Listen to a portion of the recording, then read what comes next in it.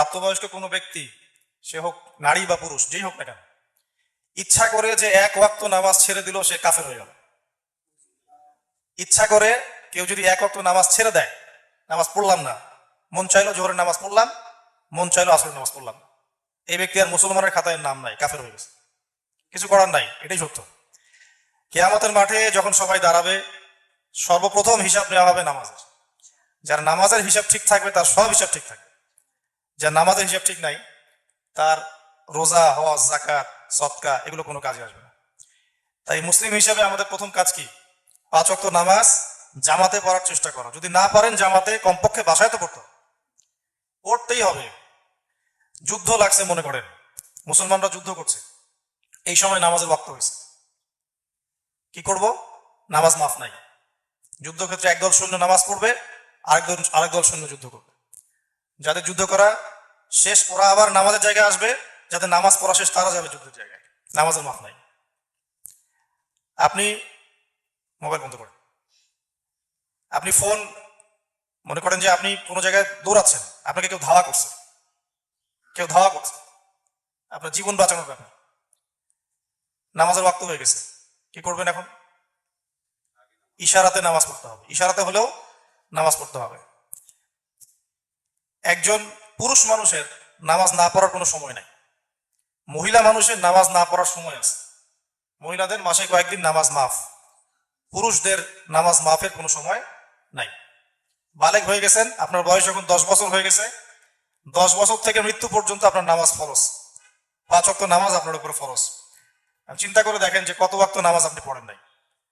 আর নবীজি বলছেন এক ওয়াক্ত নামাজ, এক ওয়াক্ত কেউ যদি ইচ্ছা করে ছেড়ে দেয়, যে পড়লাম না আমি, ইচ্ছা হলে পড়লাম, ইচ্ছা হলে পড়লাম, ফজর পড়লাম না জোহর পড়লাম, জোহর পড়লাম আসর পড়লাম না, বা মাঝে মাঝে জুমার নামাজ পড়ি, ঈদের নামাজ পড়ি, 5 ওয়াক্ত নামাজ পড়ি না, আপনার নবী মুহাম্মদ সাল্লাল্লাহু আলাইহি ওয়াসাল্লাম বলেছেন সেই ব্যক্তি কাফের হয়ে যাবে। আর হাদিস আছে বাইনার রাজুলি ওয়া বাইনা শিরকি ওয়াল কুফরি তারকুস সালাহ। একজন আল্লাহর বান্দা আর একজন কাফের মুশরিকের মধ্যে পার্থক্য হচ্ছে নামাজ।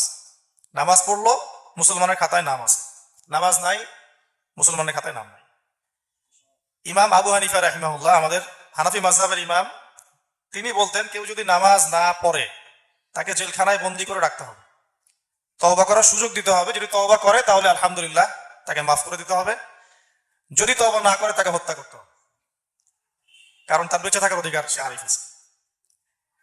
তো এরকম কঠিন কঠিন হাদিস আছে নামাজ না পড়ার ব্যাপারে। তো প্রথম কথা হচ্ছে নামাজ নাই, ইসলামের কিছুই নাই। আর নামাজ যার নাই তার দ্বারা যত রকমের পাপ আছে দুনিয়ার সম্ভব। একজন বেনামাজি সুদ খাইতে পারবে, ঘুষ খাইতে পারবে, জেনা করতে পারবে, মানুষকে ঠকাইতে পারবে, তার মনে তো আল্লাহ ভয় নাই। সে যদি আল্লাহকে ভয়ই করতো তাহলে তো নামাজ পড়তো। আরো ব্যাপার আছে, মনে করেন আমি নামাজ পড়ি কিন্তু নামাজ ঠিকঠাক মতো পড়ি না, নামাজের ওয়াক্তের ঠিক নাই, এক ওয়াক্তের নামাজ আরেক ওয়াক্তে পড়ি, নামাজের মনোযোগ নাই, নামাজে দাঁড়াইছি, দাঁড়ায় মনে করেন দুনিয়ার চিন্তা করতে আছে।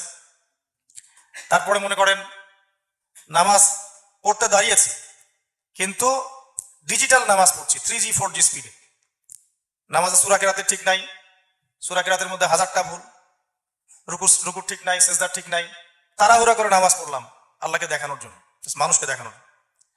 এই নামাজগুলো সম্পর্কে আল্লাহ পাক বলেছেন সূরা মাউনের মধ্যে, ফাওয়াইলুল লিল মুসাল্লিন, যারা নামাজ পড়ে না ওদের হিসেব তো বাদ, যারা নামাজ পড়ে এদের কথা বলা হচ্ছে। যারা নামাজ পড়ে এদের জন্যও ক্ষতি, ধ্বংস আছে। কোন নামাজ পড়নেওয়ালার জন্য ক্ষতি? যে ভালো করে নামাজ পড়ে তার জন্য কি ক্ষতি হবে?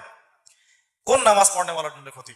আল্লাযীনা হুম আন সালাতিহিম সাহুন, যারা নামাজ সম্পর্কে গাফেল, উদাসীন, ওয়াক্তের ঠিক নাই, তারপরে নামাজে মনোযোগ নাই, নামাজে তাড়াহুড়া করে নামাজ পড়ে, এইসব নামাজের জন্যও জাহান্নাম। ফাওয়াইলুল লিল মুসাল্লিন, ওয়াইল নামক জাহান্নাম এইসব নামাজীদের জন্য। নামাজি যদি নামাজ পড়ে জাহান্নামে যায় তাহলে বেনামাজি কোথায় যাবে চিন্তা করেন এখন। আর এই কথা শোনার পরে, এই যে এই দাওয়াতটা আপনার কানে পৌঁছানোর পর নামাজ ছাড়ার কোনো এক্সকিউজ নাই, আপনার কোনো ছাড় আর হবে না আজকের পর থেকে।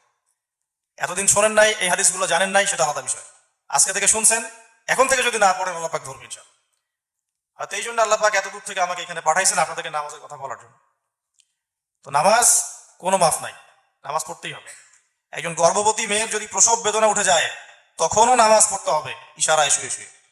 আপনার শরীরে হাড়াহাড্ডি ঘোরা হয়ে গেছে, আপনাকে বিছানায় শুয়ে ইশারায় নামাজ পড়তে হবে, নামাজের মাফ নাই। আপনি দাঁড়াতে পারেন না, বসে আছেন, বসেই নামাজ পড়তে হবে। বসতেও পারেন না, মাজা ভেঙে গেছে, শুয়ে শুয়ে শুয়ে নামাজ পড়বেন, কোনো মাফ নাই। শুধু সফর, আপনি সফরে গেছেন কোনো জায়গায়, এখন আপনি মুসাফির, এখন আপনি 2 রাকাত 4 রাকাতের নামাজ 2 রাকাত পড়বেন, 4 রাকাত বিশিষ্ট নামাজ 2 রাকাত পড়বেন। কসর আপনাকে আল্লাহ পাক ছাড় দিয়েছে যে আপনি 4 রাকাতের নামাজ 2 রাকাত পড়তে পারবেন যখন আপনি মুসাফির, কিন্তু নামাজের মাফ নাই। আবার মনে করেন যে আপনি ঘুমাই গেছেন, নামাজের ওয়াক্ত চলে গেছে, আপনার খেয়াল ছিল না, ঘুম তো আল্লাহ দিয়েছেন তাই না? তাই বলে আবার সারা রাত জায়গা ফজরের নামাজ না পড়ে ঘুম, সেটা তো আল্লাহ দেন নাই। সেটা কি আল্লাহ বলছেন সারা রাত জেগে থাকো ফজরের ওয়াক্তে কি ঘুমাও? আল্লাহ পাক এটা বলছেন? আল্লাহ বলছেন যে রাসূল সাল্লাল্লাহু আলাইহি ওয়াসাল্লামের সুন্নাহ হচ্ছে ঈশার নামাজ পড়েই তাড়াতাড়ি ঘুমাই যাওয়া, যাতে ফজর আপনার কাজা না হয়। তো এমনি ইচ্ছাকৃত আপনি করেন নাই, আপনি ঘুমাইছিলেন, আল্লাহ পাক আপনাকে ঘুম পাড়া রাখছেন, একটা নামাজের ওয়াক্ত চলে গেছে, এখন কি এটা মাফ? মাফ নাই। যখন আপনি ঘুম থেকে উঠবেন তখনই সেটা কাজা করবেন। মনে করেন আপনার 3-4 বছরের নামাজ আপনি পড়েন নাই, এখন কি করবেন? খালেস ভাবে আগে তওবা করবেন, আল্লাহ আমি যে ভুলগুলো করছি আমাকে মাফ করবেন, আমি যে নামাজগুলো পড়ি নাই এর জন্য যে গুনাহ আমার হয়েছে, আল্লাহ এগুলোকে মাফ করে দাও, আর আজকের পর থেকে আমি নামাজ ছাড়বো না ইনশাআল্লাহ। এরপরে আপনি চেষ্টা করবেন নামাজের হিসাব করতে, কত ওয়াক্ত নামাজ আপনার কাজা হয়েছে, চেষ্টা করবেন ওই নামাজগুলো কাজা আদায় করে দেওয়ার জন্য। আমি বারবার বলছি, প্রথম হিসাব হবে কি আমাদের মাঠে নামাজের। নামাজ ঠিক নাই, হিসাব মিলতেছে না, কোনো আমল কবুল হবে না। ভালো কথা, ওয়াজ নসিহত, দান সদকা, হজ উমরা কিচ্ছু না। মানুষ বলছে হজ করলে সব সব গুনাহ মাফ হয়ে যায়, তাই না? কাদের মাফ হয়? নামাজীদের মাফ হয়। যারা শিরিক করে না আল্লাহর সাথে ওদের মাফ হয়। যারা রাসূলের সুন্নতের সাথে বেদাত করে না তাদের মাফ হয়। হালাল খায় যারা, এদের মাফ হয়। কেউ যদি হারাম খেয়ে হজ করে, হজ হয়? কেউ যদি সারা জীবন বেনামাজি থেকে হজ করে, হজ হয়ে যায়? এত সহজ? মানুষের টাকা লুটপাট করে বছর বছর উমরা করলে উমরা কবুল হয়? এত সহজ না। ইসলাম ইসলাম কারো মন গড়া বিধান না, কারো মন গড়া কথা ইসলাম চলবে না। ইসলামের প্রতিটা বিধান চলবে আল্লাহর কথায় এবং তার রাসূলের কথায়। আমার কথা কি বুঝতে পারছেন? প্রথম যে নসিহতটা করবো আজকে আপনাদেরকে, নামাজ ছাড়বেন না। যাই করেন আপনি, যত পাপ কাজে লিপ্ত থাকেন না কেন, আমরা সবাই পাপী, কম বেশি সবাই পাপে লিপ্ত থাকি, কিন্তু নামাজ ছাড়বেন না। নামাজ আপনাকে পাপ থেকে দূরে রাখবে ইনশাআল্লাহ। নামাজ যদি ঠিকঠাক মতো পড়েন, ওয়াক্ত অনুযায়ী নামাজ পড়েন, জামাতে নামাজ পড়েন, সুন্দর করে কেরাত পড়েন এবং কেরাত করা শিখবেন, কোরআন তেলাওয়াত করা শিখবেন। কোরআন তেলাওয়াতে অনেক ভুল পাওয়া যায়, ভুল তেলাওয়াত করলে সারা জীবন আপনার গুনাহ হবে। কোরআন তেলাওয়াত যদি ভুল করে করেন তাহলে সারা জীবন কিন্তু গুনাহ হতে থাকবে। শুদ্ধ করে কোরআন তেলাওয়াত করা শিখবেন। সারা জীবনে স্কুল কলেজ ইউনিভার্সিটিতে পড়েছেন, আলহামদুলিল্লাহ, এত টাকা পয়সা খরচ করেছেন, এত সময় দিলেন, মেসে থাকলেন, জমি জমা বিক্রি করে ডিগ্রি সার্টিফিকেট অর্জন করলেন, কোরআন তেলাওয়াত শিখতে পারবেন না, এটা তো হইল না। কোরআন তেলাওয়াত শিখতে হবে, নামাজের কিরাত সুন্দর হবে, রুকু সিজদা ধীর স্থির ভাবে করবেন, সময় দিয়ে সুন্দর করে নামাজ পড়বেন, দেখবেন এই নামাজ আপনাকে সমস্ত পাপ থেকে দূরে রাখবে ইনশাআল্লাহ। আর এই নামাজ যদি ঠিক না থাকে, নামাজ পড়ার পরেও দেখবেন আপনি জিনা করতেছেন, নামাজ পড়ার পরেও মিথ্যা বলতেছেন, নামাজ পড়ার পরেও সুদ খাচ্ছেন, নামাজ পড়ার পরেও ঘুষ খাচ্ছেন, কারণ নামাজ কবুল হচ্ছে না। নামাজ যদি কবুল হতো তাহলে আপনি কখনো নামাজ পড়ার পরে পাপ করতে পারতেন না। বহু নামাজি আছে আমাদের দেশে, পুরো সারা বিশ্বেই আছে, যে নামাজ পড়েও সুদ খায়, আছে না? নামাজ পড়েও ঘুষ নেয়, নামাজ পড়েও মানুষের সম্পদ আত্মসাৎ করে না?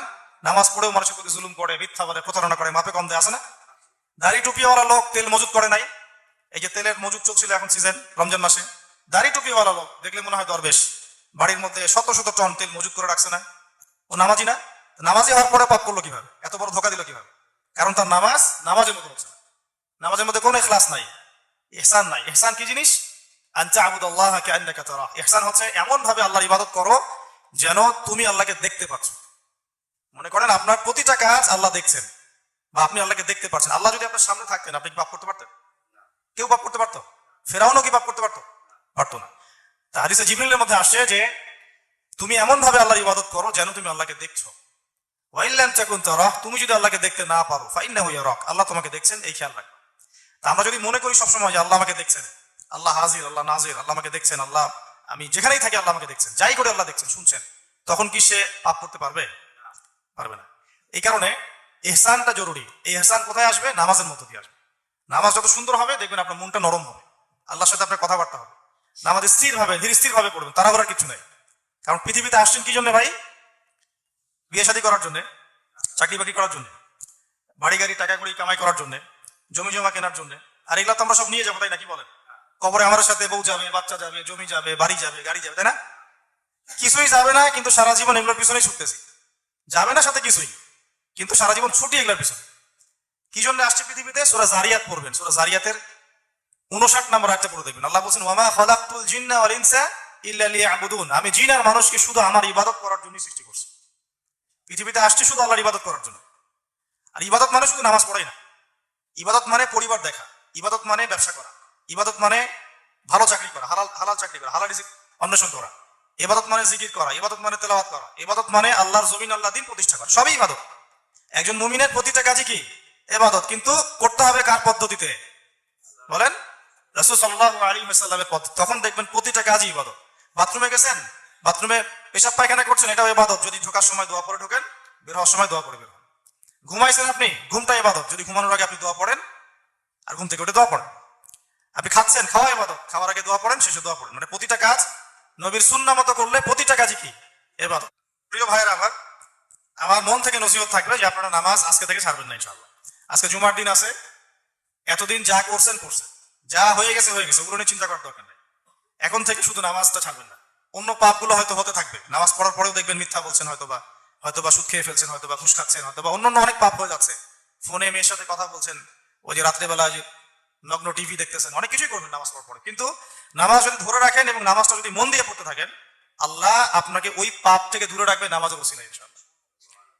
বেশি কথা বলবো না, আজকে শুধু নামাজের নসিহত করছি। আরেকটা হাদিস আমি বলে আজকে শেষ করবো। সেটা হলো যে নামাজের সাথে গুরুত্ব দিবেন আরেকটা বিষয়কে, সেটা হলো তাওহীদ। কাকে গুরুত্ব দিবেন? তাওহীদ মানে কি? একত্ববাদ। আল্লাহ আমাকে সৃষ্টি করেছেন, আল্লাহ আমাকে খাওয়ান, আল্লাহ পড়ান, আল্লাহ বাঁচান, আল্লাহ মারেন, সবকিছু কোত্থেকে হয়? সবকিছু ক্ষমতার মালিককে। আল্লাহর সাথে কাউকে শরীক করবেন না। সন্তান দেওয়ার মালিককে। পীর বাবা সন্তান দিতে পারবে? রিজিক দেওয়ার মালিককে। কবরে সেজদা করলে মৃত মানুষ আমাকে রিজিক দিবে? আমার সন্তান মনে করুন অসুস্থ, এখন যদি আমি মাজারে গিয়ে মান্নত করি, আল্লাহ ওই মাজারের সোয়া লোক আমার সন্তানকে ভালো করে দিবে? কে শেফা দিবে? শেফা কে দেয়? রিজিক কে দেয়? হায়াতের মালিককে, মৌতের মালিককে, সবকিছুর মালিককে। এই চিন্তাটা মনের মধ্যে বদ্ধমূল করে রাখবেন যে আল্লাহ ছাড়া আমার কিছুই নাই, সব আল্লাহ থেকে। আল্লাহ আমার ইবাদত পাওয়ার মালিক, আল্লাহ আমার জীবনের মালিক, আমার মৌতের মালিক, আমার রিজিকের মালিক, আমার সম্মান পাওয়ার মালিক, আমার ভালোবাসা পাওয়ার মালিক, আমার ভয় পাওয়ার মালিক। আমি ভয় করবো আল্লাহকে, সম্মান করবো আল্লাহকে, আমি ভালোবাসবো আল্লাহকে, ইবাদত করবো আল্লাহ, সবকিছু আল্লাহ। এবং এই কাজগুলো করবেন আল্লাহর রাসূল মুহাম্মদ সাল্লাল্লাহু আলাইহি ওয়াসাল্লামের তরিকা অনুযায়ী। তারপরে শিরক সম্পর্কে জানবেন, কোন কোন কাজগুলো করলে শিরক হয়ে যায়। যেমন কেউ যদি আল্লাহ ছাড়া কাউকে সিজদা করে, শিরক হবে না? সিজদা পাওয়ার মালিককে। কেউ যদি আল্লাহ ছাড়া অন্য কারো নামে জবাই করে, শিরক হবে না? একটা পশু জবাই করার সময় আল্লাহর নাম না নিয়ে অন্য কারো নাম নিল, শিরক হবে না? কেউ যদি মনে করেন যে আল্লাহ ছাড়া অন্য কারো কাছে দোয়া করে, আল্লাহ ছাড়া অন্য কারো কাছে চায়, ঠিক আছে, আপনার কবরের শোয়া মানুষের কাছে চায়, মূর্তির সামনে চায়, আকাশের কাছে চায়, গাছের কাছে চায়, শিরক হবে না? কার কাছে চাইতে হবে?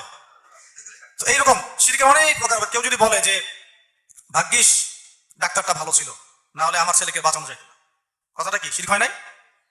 আল্লাহর হুকুমে আমার ছেলে বাঁচছে, ডাক্তার ওসিলা ছিল, এটা ঠিক আছে, ঠিক আছে না? এটা ঠিক আছে। এরকম কথায় কাজে অনেক শিরক হয়ে যায়। কেউ যদি চিন্তা করে যে আল্লাহ বলে কেউ নাই, মহাবিশ্ব এমনি এমনি সৃষ্টি হয়েছে, যে বলে বিগ ব্যাং থেকে সৃষ্টি, বলেন না? শুনছেন কথাটা? আপনারা হয়তো শুনে নাই, গ্রামের মানুষ অনেকে শুনছেন। প্রথমে কিছুই ছিল না, এমনি অটোমেটিক মহাবিশ্ব সৃষ্টি হলো, আকাশ গ্রহ নক্ষত্র এমনি এমনি কেউ সৃষ্টি করে নাই। এখনকার বেশিরভাগ মানুষ এটাই বিশ্বাস করে, এই পুরো মহাবিশ্ব এমনি এমনি সৃষ্টি হয়েছে, কেউ সৃষ্টি করে নাই। আপনাকে তাই বিশ্বাস করেন? এরকম বিশ্বাস যদি কেউ আল্লাহ বলে কেউ নাই, তারপরে আল্লাহ আছে, আরো ইলাহ আছে, কি হবে? শিরক হবে না? কেউ যদি মনে করে যে ঈসা আলাইহিস সালাম আল্লাহর সন্তান, শিরক হবে না? আল্লাহ কি সন্তান জন্ম দেয়? তারপরে কেউ যদি মনে করে ফেরেশতারা আল্লাহর মেয়ে, ফেরেশতাদের হাতেই সব ক্ষমতা আছে, শিরক হবে না? মৃত্যুর ফেরেশতা আল্লাহর হুকুম ছাড়া কি আপনার জান নিতে পারবে? তার কাছে কি জান নেওয়ার ক্ষমতা আছে? রিজিক যে ফেরেশতাকে বন্টন করতে দেওয়া হয়েছে, সেই ফেরেশতাকে আপনাকে রিজিক এমনি এমনি দিতে পারবে আল্লাহ হুকুম না দিলে? আল্লাহ যদি হুকুম দেয় যে আপনি কোটিপতি হবেন, কেউ কি ঠেকাইতে পারবে আপনাকে? আর আল্লাহ যদি লিখে রাখেন যে আপনি যতই দৌড়ান দুনিয়ার পিছনে, আপনি লাখ টাকার মালিক হইতে পারবেন না, আপনি কি পারবেন কোনোদিন? এই যে চিন্তা সব আল্লাহর দিকে নেওয়া, এটাই হচ্ছে তাওহীদ। আমার কথা কি বুঝতে পারছেন? আমি হয়তো সহজ করে বুঝাতে পারতেছি না, আসলে সবকিছু কোত্থেকে হয়? আল্লাহ থেকে হয়। নামাজের নসিহত করলাম, তাওহীদ এবং শিরক থেকে দূরে থাকবেন।